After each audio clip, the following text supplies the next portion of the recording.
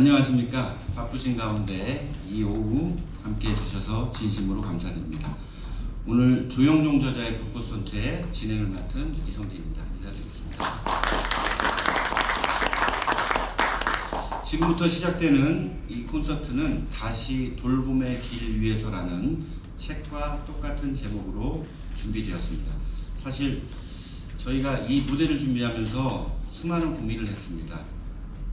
우리가 흔히 떠올리는 형식적인 출판 기념회 혹은 약속 대련처럼 정해진 말만 오가는 다분히 정치스러운 행사를 준비해야 하나, 또는 억지스러운 팻말을 들며 진영을 상징하는 색깔을 나타내야 하나 고민 많이 했는데요. 사실 부디 이 행사 자리는 전 충남교육과 후보였던 저자에게 오늘 이 행사 자리에서 선거와 관련된 어떤 응원도 오늘만큼은 참아주시길 부탁드리겠습니다. 우리는 오늘 음악이 흐르고 한 사람이 자신의 삶을 조용히 들려주는 이야기 중심의 콘서트를 함께 하려 합니다. 음악도 감상하시며 삶과 돌봄 그리고 교육이라는 단어를 우리 각자의 자리에서 다시 한번 생각해보는 의미 있는 시간이 되었으면 좋겠습니다. 오늘 이 오후의 한 장면이 그저 한번 듣고 지나가는 행사가 아니라 여러분들 마음 안에 한 장면이 남는 시간이 되시기를 진심으로 바랍니다. 특히 오늘 이 서산 태안 지역은 조영종 저자의 고향인 당진에 이웃하고 있는 지역으로 저자께서는 태안중학교와 창기중학교에서 4년간 제자들을 가르치기도 하였습니다. 오늘 끝까지 자리를 지켜주시리라 믿으며 지금부터 다시 돌봄의 길을 위해서 북콘서트를 시작하겠습니다. 첫 번째 순서로 조영종 저자가 걸어온 영상을 보시겠습니다.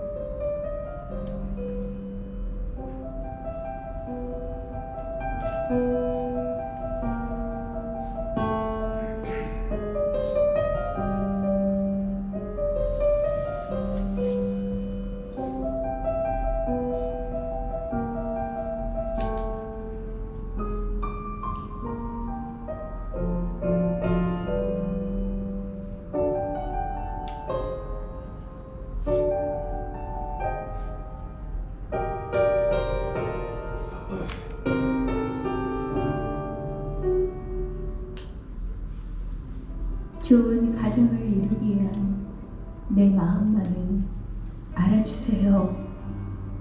나랑 살면서 상처받고 아팠던 지난 저의 잘못을 용서해 주시고 이 땅에서 맺은 인연으로 우리 함께 자기는 나한테 젊고 멋진 영원한 나의 오빠야. 나 때문에 고생 많이 해서 미안하고 고마워.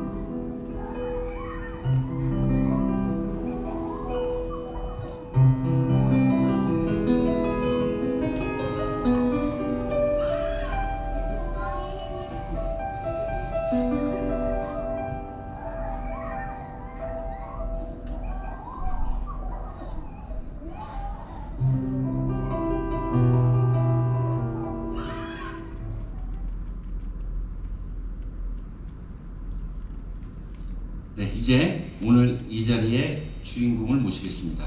교육학을 전공하고 평교사로 출발해 교감과 교장으로 장학사와 장학관을 거쳐 교육학 박사 학위를 취득한 뒤 교육 행정가로서 40여 년 동안 충남의 아이들 곁을 지키며 오직 한 길, 참 교육을 위해 걸어오신 분입니다.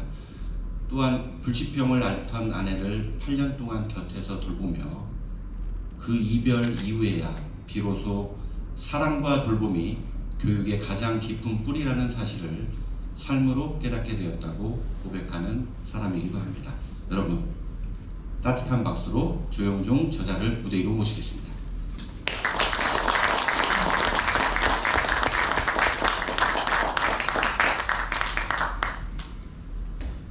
안녕하세요.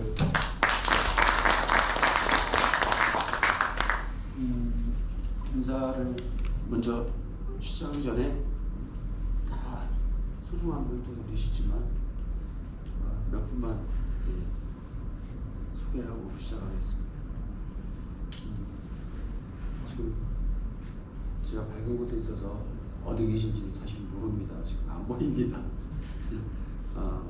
성함을 이렇게 말씀드리겠습니다. 우리 이명호 교육장님 모셨습니다. 감사합니다. 교육장이 하실 때 저하고는 창의중학교에서 같이 많은 도움을 주셨습니다. 교육장으로 굉장히 많은 역할을 하시는 지금은 교회 장로님으로 이 지역에서 또 신앙의 중요한 역할을 하고 계시는 것으로 알고 있습니다. 이 서일중고등학교 시장이신 조한국 의원님 모셨습니다.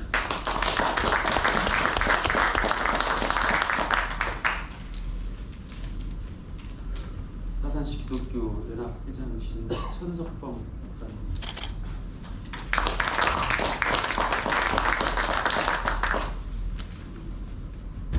우리 한석천 전 회장님.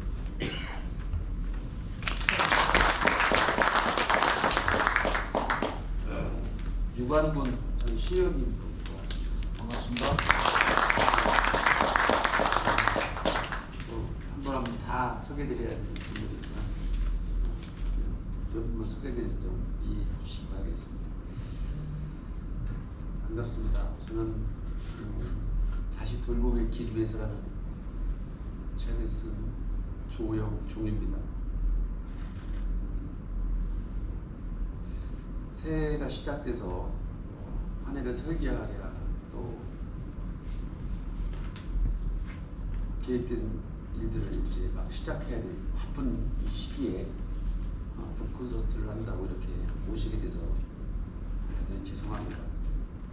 그럼에도 불구하고 한 걸음에 달려와 주신 여러 어르신들, 또 후배, 선배님, 그리고 친구들, 학부모님들 감사합니다. 저는 이 자리에서 무슨 어떤 거창한 말씀을 이렇게 드리고자 하거나 어떤 주의 주장을 이렇게 설득하려고 하는 생각은 전혀 없습니다. 제가 사실은 얼마 전에 그 서해고등학교 조한 이사장님 찾아뵙고 그 자리에서 드렸던 말씀을 같이 오셨던 어떤 분께서 동영상을 이렇게 찍어가지고 올려주신 거를 또 봤는데 그 자리에서 그런 말씀을 드렸습니다. 우리 조 이사장님께서 책을 한권 갖다 드렸더니 서산에서는 출판 규정이 같은 거 안 해 그러시더라고요. 제가 당진하고 천안에서 했고 서산은 17일 그리고 24일 홍성에서 30일 무렵 2월 7일 공주 2월 20일 논산 2월 27일 아산에서 이렇게 한다고 이렇게 말씀을 드렸습니다. 왜 누구처럼 천안에서 하면서 차도 좀 보내고 열심히 연락해서 한 번에 하지 이렇게 고생스럽게 하느냐 이렇게 부르시는 분도 계실 수 있는데 저는 8년간의 제 아내에 대한 간병을 하면서 정말 새롭게 태어났다고 해도 과언이 아닐 정도로 많은 생각을 했습니다. 또 반복된 얘기가 될 수 있겠습니다만 제가 당진 시평 그 초대리라고 하는 시골 동네에서 태어났는데요. 사남매 중에 셋째 아들로 태어났습니다.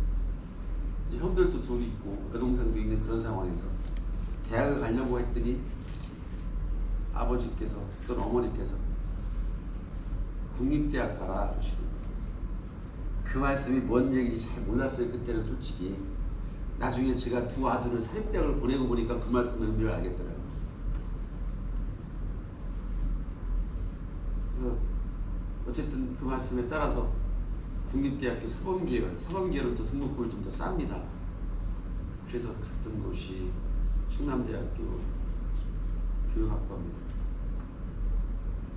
뭔가 교직에 대한 뭐 열의가 있거나 또는 뭐 헌신하고자 하는 그런 사명의식이 있어 간 건 솔직히 아니고요. 그렇게 가서 기왕에 교원 자격을 땄으니까 열심히 해야겠다고 생각을 하고 열심히 했습니다. 우리 저랑 같이 근무했던 우리 이명호 교육장님 계시지만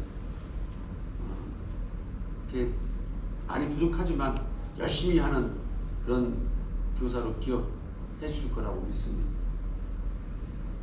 그 이야기를 시작해서 그렇게 열심히 할 때 저는 제 아들이 둘인데 아들들 어떻게 되는지 사실 모르고 어쩌면 내팽개치고 우리 학교 아이들의 어떤 일이 있다 그러면 밤낮 물불 안 가리고 달려나갔어요. 지금도 그렇게 후회스럽지는 않습니다. 아들도 그렇게 아주 못되게 크진 않았지만 더 잘 자라준 제자들이 여기저기에서 많은 일들을 하고 있어서 고맙고요. 여기 선생님들 하셨던 어르신들 뭐 느끼시겠습니다만 오늘 같은 날 와서 축하해주면 고맙고 선생님 꼭 가고 싶은데 제 딸아이가 아파서 병원에 입원해 있습니다. 못 가서 죄송합니다. 다음에 꼭 뵙겠습니다. 이런 연락 주는 제자가 있는 게 선생 한 사람으로서의 보람이라고 할 수 있겠습니다.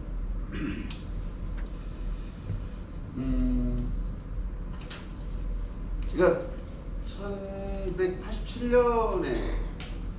84년에 교원 자격을 받았어요. 그러니까 지금 따지면 41년째 교원으로 살아오고 있거든요. 그 기간 이야기를 다 말씀드리면은 아마 시간이 부족할 것 같아서 제가 2011년 9월에 천안에 있는 부성중학교 교장을 가서 시작을 해서 4년간 천안 부성중학교 교장을 했고요. 그리고 2년 동안 당진교육지원청과 충남교육청에서 장학과를 했습니다. 다시 천안 우성고등학교에서 4년간 교장을 했던 그 10년간의 이야기만 간단하게 말씀을 드리고 다음 이야기를 이어가겠습니다. 천안 부성중학교라는 데가 혹시 아시는 분 계신지 모르겠습니다만 천안시 서북구 부대동에 위치해 있는데요. 공주대학교 공과대학 바로 앞에 있습니다. 큰 길에서 500m쯤 논과 밭 사이로 들어가는 학교지요. 그 학교가 거기에 세워진 이유는 1995년도쯤에 직산, 지금의 직산읍입니다만 직산 지역에다가 중학교를 세워야 할 필요성을 느껴서 충남교육청에서 중학교를 세우겠다고 얘기했더니 직산 당시 면민들이 난리가 났어요. 우리 아이들 천안시의 역사와 전통을 자랑하는 학교 보낼 거니까 여기 학교 세우지 마라. 뭐 그때는 지금이나 뭐 때법이 제일 센 세상 아닙니까? 하수시 충남교육청에서 그 돈 가지고 살 수 있는 땅을 사서 학교를 세운 거죠. 그러려니 큰 길가가 아니라 거기서 500m 걸어 들어오는 논과 밭 사이에 천안 부성중학교가 세워집니다. 아이들이 오고 싶어 했을까요? 제가 그 학교에서 교사로서 4년 근무했는데요. 1999년에 교원 발령 받아가지고 그 학교에 발령 받아가지고 2000년 2월 9일날 신입생 예비 소집을 했습니다.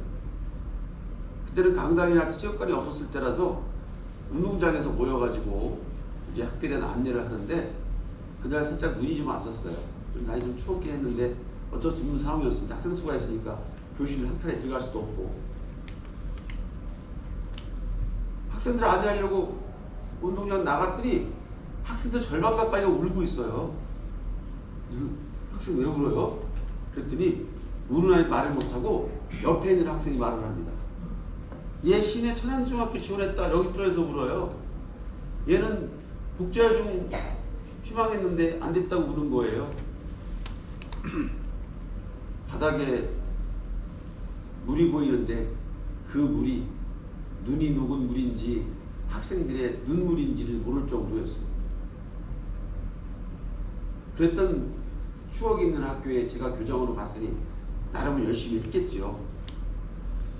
아이들이 1지망, 2지망으로 오는 게 아니라 5지망, 6지망으로 밀려가지고 오는 학교다 보니 그렇게 우는 아이들이 많았는데 제가 가서 2년 교장 생활한 뒤에 그 학교가 변했습니다.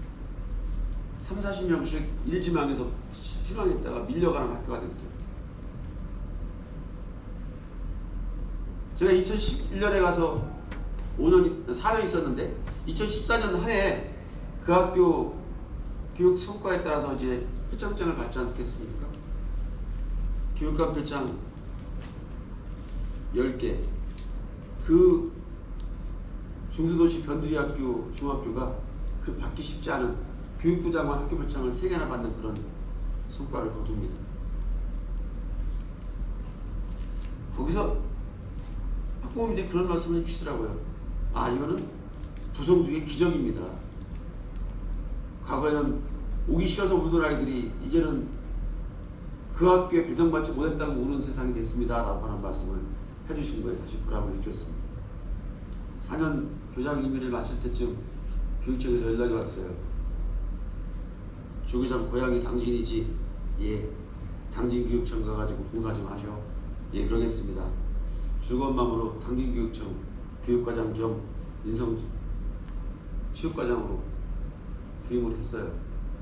한 달 만에 당진 시내에 있는 모든 초중고등학교를 업무를 파악하고 열심히 지원 행정을 하고 있는데 1년쯤 지나니까 교육장이 초중에서 중등으로 바뀌니까 중등 출신인 조 과장은 딴 데로 가줘야 되겠어.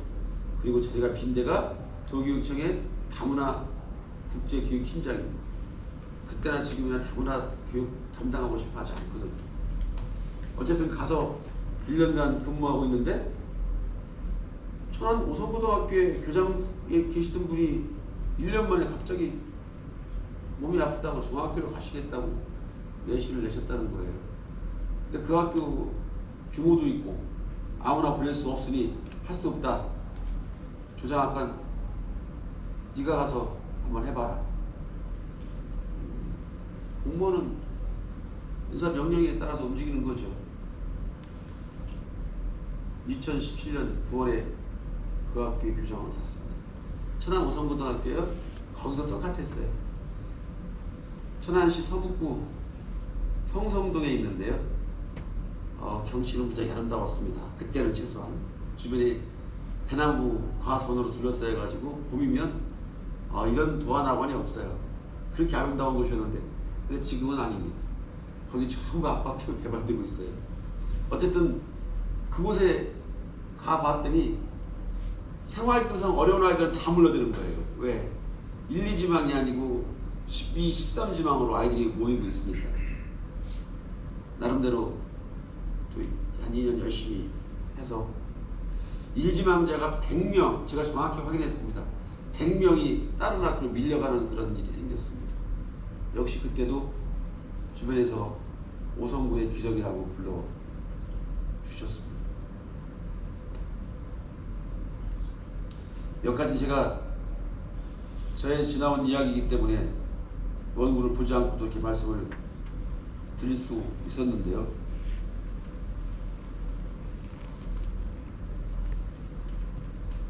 이렇게 학교에서 교육을 할 때 저는 늘 책임, 성과, 제도, 시스템, 진학률, 성적 이런 것 가지고 얘기를 했었습니다. 저는 그게 전부인 줄 알았고요. 내 아들들은 포기하더라도 우리 학교 학생들을 위한 일이라면 밤낮은 물론 물불을 안 가리고 달려나갔습니다. 그런 노력은 학교에 좋은 성과를 가져다 주었고 저 자신에게도 결코 손해가 나지 않는다고 여기게 되었습니다. 제가 계속 서 있으면 가까이 계신 분들은 올려다보시기 어려울 것 같아서 제가 지금부터는 앉아서 말씀드리겠습니다. 이렇게 학교에서 교육을 이야기하며 살아온 저는 어느 순간부터 스스로에게 질문을 던지게 되었습니다. 그래, 성과는 좋아졌어. 학교 이름값도 달라졌고, 그런데 과연 나는 사람을 얼마나 깊이 보고 있었는가? 아이들을 제도와 성적, 결과로 설명하면서 그 아이가 어떤 얼굴로 집에 들어가는지 충분히 생각하지 못했던 건 아닐까? 교사와 학부모를 만나며 행정의 언어로 설명하는 데는 익숙했지만 그 마음의 깊은 자리까지 내려가 보았는지 스스로에게 묻게 되었습니다. 그리고 그 질문에 저는 학교에서도 교육청에서도 답을 찾지 못했습니다. 그러나 제 인생을 가장 크게 바꾼 시간은 사실 그곳이 아니라 집과 병실 그리고 한 사람이 누워 있었던 자리였습니다. 바로 제 아내입니다. 아내의 병이 처음 발견되었을 때를 지금도 기억합니다. 처음에는 그저 일반적인 정기 검진이었습니다. 수치가 조금 안 좋다고 했고 정밀 검사를 한 번 더 해보자고 말이 이어졌습니다. 사람 마음이 다 그렇듯이 처음에는 별일 아닐 거야. 요즘 피곤해서 그렇겠지. 약 먹고 좀 쉬면 나아질 거야. 하지만 검사가 반복될수록 의사의 말과 표정이 조금씩 달라졌습니다. 병명 앞에는 결코 가볍지 않은 간암 그리고 얼마 뒤에는 뉴게릭이란 생소한 단어들이 하나씩 붙었어요. 집으로 돌아오는 길이 그렇게 길게 느껴진 적이 없었습니다. 아내에게 미안했고 아이들에게도 미안했고 내가 무엇을 잘못 살았나 수없이 되물었습니다. 그런데 정작 당사자인 아내는 생각보다 단단했습니다. 여보, 사람이 얼마나 사는지는 우리 손에 있는 게 아니잖아요. 하나님이 허락해 주신 오늘 하루 우리에게 주어진 대로 잘 살면 되죠. 거꾸로 아내는 저를 위로했고 저는 겉으로는 고개를 끄덕였지만 속마음은 그렇지 못했습니다. 그때부터 우리의 삶은 조금씩 그러나 분명하게 달라지기 시작했습니다. 아내의 걸음이 느려지고 계단을 오를 때 숨이 차고 숟가락을 드는 팔에 힘이 빠지고 말을 이어가는 것이 점점 힘들어졌습니다. 솔직히 말씀드리면 제가 해준 일이라는 건 대단한 게 없었습니다. 그저 환자가 먹을 수 있는 음식들, 아침마다 바보죽이라고 불리는 현미죽 끓이고 약시간 맞추고 간간히 자리 고쳐주고 밤에는 아내의 숨소리를 들으며 옆에 앉아있는 것뿐이었습니다. 특별한 일들이 아니라 남편이라면 당연히 해야 한다고 생각한 일들이었습니다. 그런데 나중에 돌아보니 바로 그 시간이 제가 돌봄이라는 단어를 처음부터 다시 배운 시간이었습니다. 아내는 몸이 약해질수록 말이 점점 짧아졌습니다. 그러다 어느 순간부터 눈빛이 말을 대신했습니다. 입으로는 아무 말도 못하지만 눈으로는 미안하다, 고맙다, 당신도 힘들지 수많은 말을 하고 있는 것 같았습니다. 저는 그 눈빛을 조금이라도 더 이해하고 싶어서 안구마우스라는 기계를 설치해 주었습니다. 그리고 수많은 눈 깜빡임으로 대화를 이어갔습니다. 처음에는 낯설고 글자도 거리게 느꼈습니다. 그러나 시간이 지나면서 한두 단어만 화면에 떠도 서로의 마음을 알아들을 수 있을 만큼 조금씩 익숙해졌습니다. 그 시간이 지나면서 저 자신이 먼저 변했습니다. 예전에는 제가 더 많이 말하고 제가 설명하고 제가 가르치는 사람이었습니다. 그런데 아내를 돌보는 동안에는 내 말을 하기보다 아내의 얼굴과 숨, 자잘한 표정들과 눈빛을 더 오래 바라보게 되었습니다. 지금 어디가 아픈지, 무엇이 불편한지, 이 사람 마음이 지금 어디에 가 있는지 제 기준으로 판단하는 것이 아니라 아내의 누워있는 자리에서 다시 생각해보려는 마음이 생겨나기 시작했습니다. 말보다 숨, 설명보다 눈빛을 먼저 읽어야 했습니다. 그 과정을 지켜오는 동안 제 안에 없던 공감의 신이 천천히 자라나는 것을 느꼈습니다. 돌봄이라는 것은 내가 하고 싶은 것과 말을 앞세운 일이 아니라 상대의 자리에서 상대의 마음에서 다시 바라보는 일이구나. 하지만 병실에서 아내를 바라보던 그 눈으로 아이와 교사, 학부모를 떠올려 보니 교육도 결국 사람을 향한 돌봄의 본질 안에 있다는 것을 알게 되었습니다.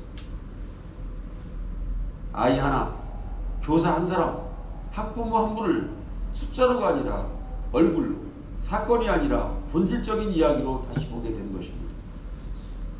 돌봄을 배우는 과정에서 공감이 자라고 그 공감 때문에 교육의 자리를 다시 보게 된 시간이었습니다.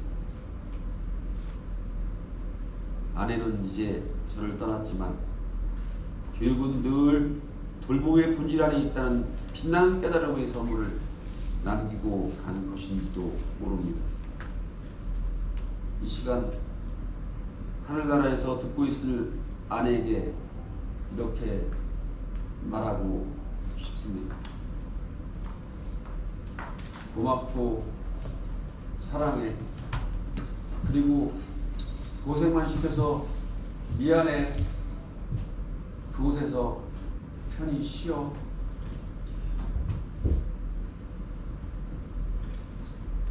네, 저자의 말씀 잘 들었습니다.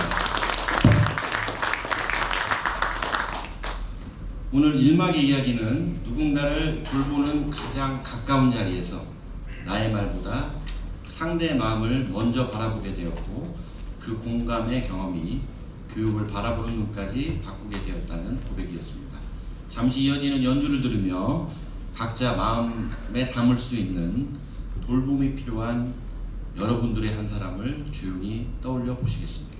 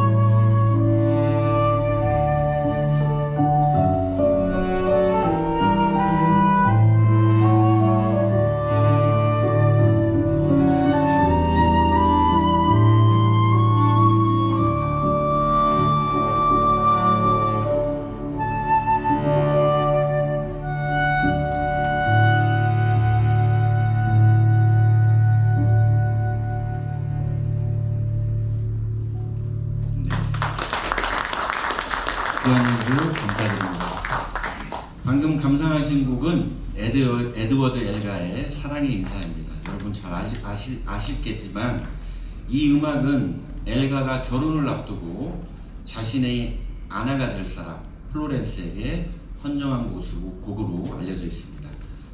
이 둘은 신분이 다른 넉넉하지 않은 환경 속에서 서로를 선택했고 음악가로 살아가고자 했던 남편의 곁을 아내는 오랜 시간 묵묵히 응원하며 지켜주었습니다. 이 사랑의 인사라는 곡은요, 화려한 고백이 아니라 함께 견뎌온 시간에 건네는 조용한 인사와도 같은 곡입니다. 조용종 저자 역시 넉넉하지 않는 삶의 출발선에서 한 사람을 만나 가정을 이루었고 그 사랑을 삶의 중심으로 두고 살아왔습니다. 그리고 이제 그 사랑을 떠나보내야 했던 깊은 이별의 시간을 지나오게 됩니다. 이 연주는 남아있는 사람이 먼저 떠난 사람에게 건네는 말없는 인사이기도 합니다. 이제 이 막에서는 그 이별의 시간과 침묵 속에서 이어졌던 이야기들을 함께 들어보도록 하겠습니다. 다시 한번 따뜻한 격려의 박수 부탁드립니다.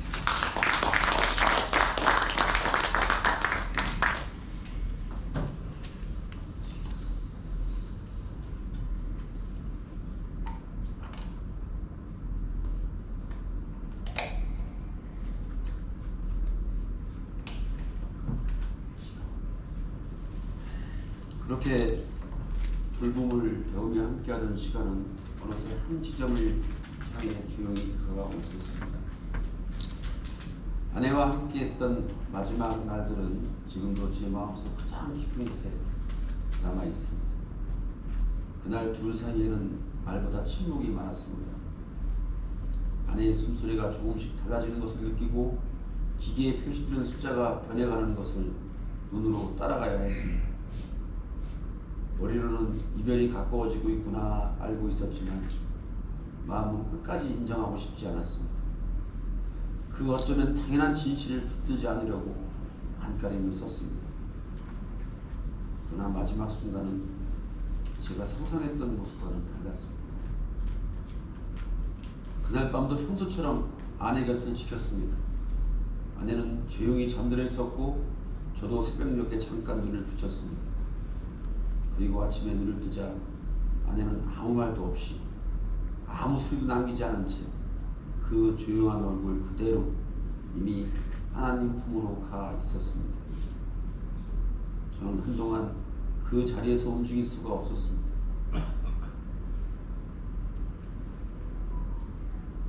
아내의 손을 잡고 임종을 지킨 것도 아니었습니다.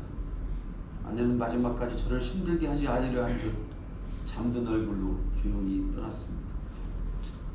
예전에는 아이들 손을 잡고 밥을 짓고 청소를 하고 교회에서 아이들을 품어주고 주변 어르신들을 섬기던 따뜻한 손이었는데 아침 햇살 아래 보이는 그 손은 움직임 없이 고요한 손이었습니다. 그 순간 저는 울 수도 없었습니다. 말도 나오지 않았습니다. 그저 하룻밤 사이에 사라진 온기를 조용히 받아들이는 일밖에 할 수 없었습니다. 장례를 치르는 동안 많은 분들이 오셔서 수고하셨습니다.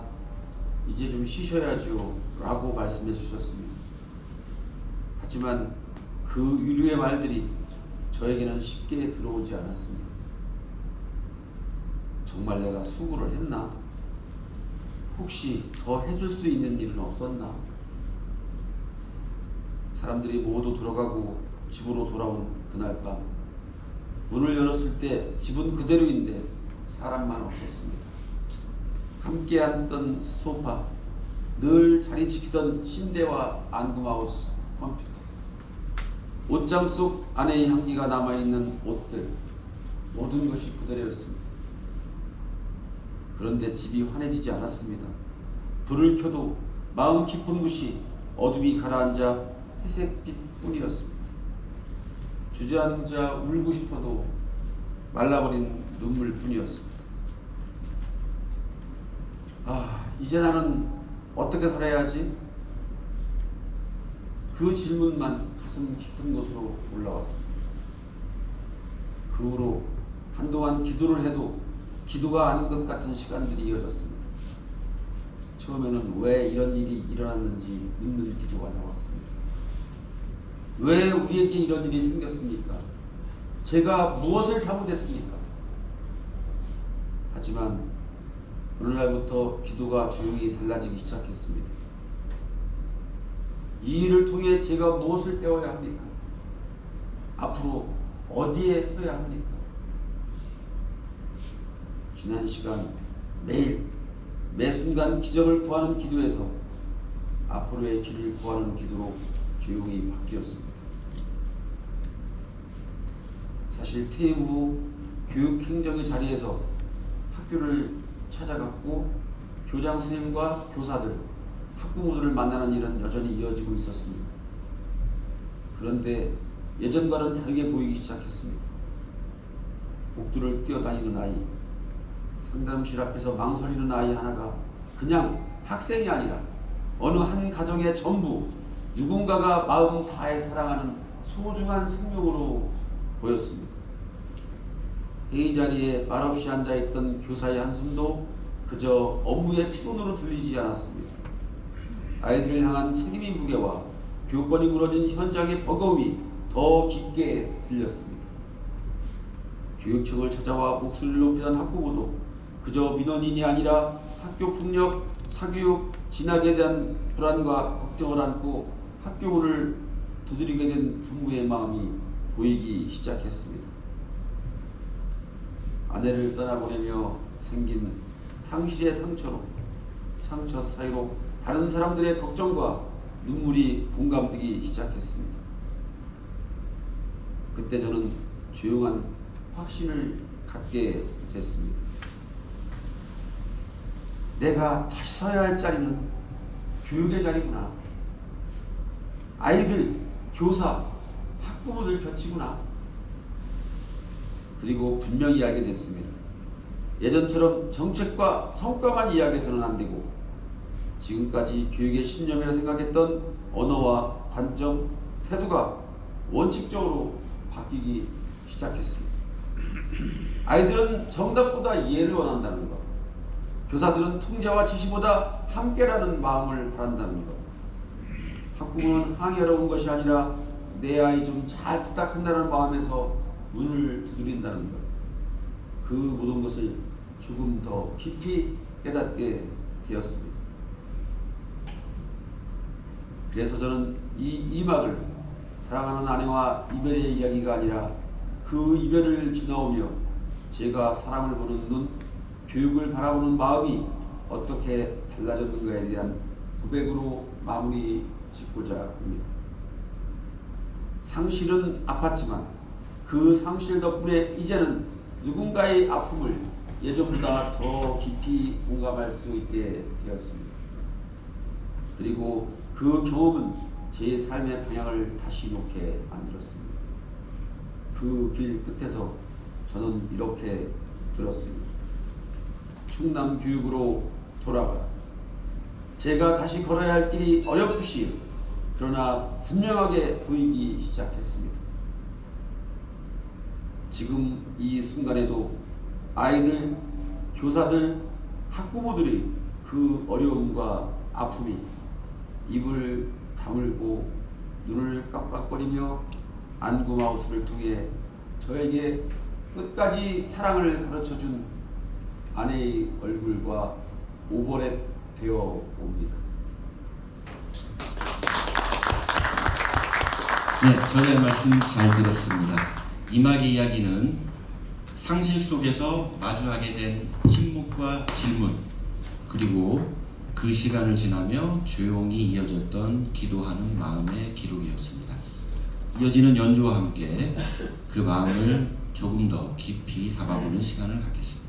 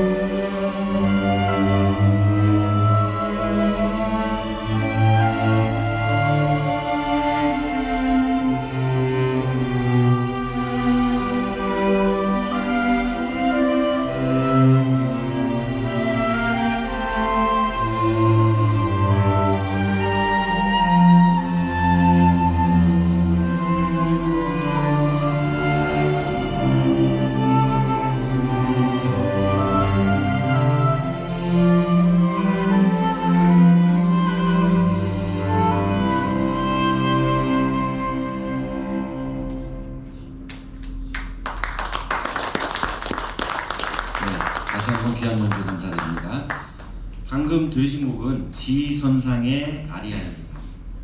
사실 이 곡에는 잘 알려진 일화가 하나 있습니다. 예전에 바이올린의 마왕이라 불렸던 이탈리아의 연주가 파가니니는 한 연회장에서 연주를 하던 중에 바이올린 현이 하나씩 끊어지는 일을 겪게 됩니다. 하지만 그는 연주를 멈추지 않았습니다. 처음에 3개의 현으로, 또 끊어지고 2개의 현으로, 그리고 마침내 가장 낮은 음을 내는 G현 하나만 남았을 때 그때도 끝내 아름다운 연주를 이어갔습니다. 그 순간 사람들은 깨달았다고 합니다. 모든 것이 사라진 것처럼 보여도 하나만 남아있다면 음악은 끝나지 않는다는 사실을 말입니다.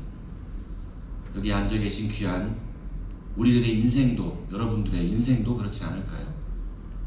살아가다 보면 소중하다고 믿었던 인연의 줄들이 하나둘씩 끊어지는 순간을 맞이하게 됩니다. 가족의 줄, 관계의 줄, 자리와 역할의 줄, 그리고 사랑의 줄까지도 말입니다.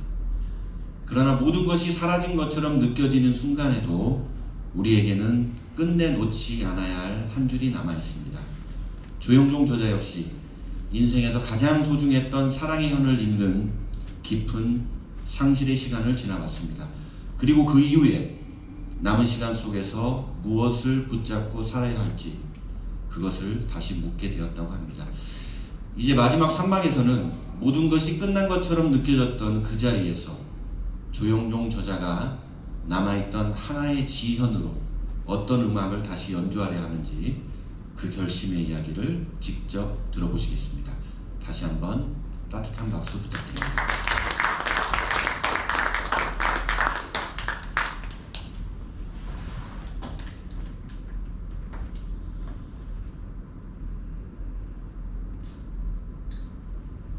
마지막 3막은 이렇게 서서 마무리하겠습니다. 앞서 말씀드린 1막과 2막의 시간들은 저에게 한 가지 사실을 분명하게 남겼습니다. 돌봄의 본질은 상대 입장에서 다시 바라보는 것이고, 공감이란 말을 듣는 것이 아니라 마음을 읽는 일이라는 것, 그리고 그 과정은 교육의 본질과 다르지 않다는 사실을 말합니다. 아내를 돌보는 동안 배운 그 눈으로 아이들을 다시 바라보니 저는 그동안 당연하게 생각했던 많은 것들이 사실은 다르다는 것을 알게 되었습니다. 아이들은 성적이 아니라 관계 속에서 자라고, 교사는 지시보다 신뢰 속에서 살아나며, 학부모는 설득보다 이해와 안심을 원한다는 것입니다. 교육은 결국 사람을 지켜주는 일이었습니다. 제도보다 사람, 성과보다 관계, 단순히 지식보다 생명, 그리고 이 세상을 살아갈 수 있는 지혜로움을 키우는 것. 저는 그 사실을 이제서야 제대로 보았습니다. 아내가 떠난 뒤 저에게 남긴 것은 상실이 아니라 그 상실을 통해 다시 보게 된 사람이었습니다. 그리고 그 사람을 향한 눈으로 교육을 다시 바라봤을 때 저는 제 인생에서 마지막으로 해야 할 일이 분명해졌습니다. 저는 책에서 교육과의 재혼이라는 표현을 썼습니다. 그 말은 단지 비유가 아닙니다. 지금까지 살아온 시간을 돌아보며 제가 다시 사랑의 마음을 열게 된 한 대상, 제가 남은 인생을 헌신하겠다고 결심한 대상, 그것이 바로 교육이라는 뜻입니다. 저는 이제 정책의 문장보다 사람의 얼굴을 먼저 떠올리게 되었습니다. 아이와 교사, 부모의 사정을 더 정확히 듣고 더 깊이 이해하고 더 현실적인 답을 찾는 교육 행정가의 길을 마지막으로 제대로 걷고 싶습니다. 교육은 이념의 전장이 되어서는 안 됩니다. 어른들의 정치적 감정이 아이들의 삶을 흔들어서는 절대 안 됩니다. 저는 교육은 정치의 색깔이 아니라 사람의 색깔로 돌아와야 한다고 믿습니다. 그래서 이제 저의 결심을 조용히 말씀드리고자 합니다. 저는 그동안 거리를 두어왔던 충남교육과 오늘부터 다시 만나 학생들의 행복한 현재와 미래를 위해 돌봄 교육으로 학생, 학부모님, 선생님들을 섬길 것을 여러분 앞에서 약속합니다. 돌봄에서 시작된 시선, 상실을 통해 깊어진 마음, 그리고 현장에서 확인한 문제들을 정치가 아니라 돌봄의 철학과 유엔과 유네스코가 국제 표준으로 삼은 ESG 그리고 ESD 교육 정책 설계도를 가지고 지속 가능한 100년 대계의 충남 교육을 위해 의미 있는 첫걸음을 떼겠습니다. 아이들이 희망을 잃지 않도록, 교사들이 존중받는 환경에서 일할 수 있도록, 학부모가 학교를 믿을 수 있도록 걸어가겠습니다. 이 길을 선택한 것은 누구를 이기기 위한 것이 아니라 누군가를 지켜내기 위한 결심입니다. 아내가 떠나며 선물해준 돌봄의 철학을 교육의 중심에 놓기 위해, 그리고 제가 다시 살아야 할 이유를 교육에서 찾았기 때문에 제 인생의 남은 길을 충남 교육을 위해 걷겠습니다. 감사합니다.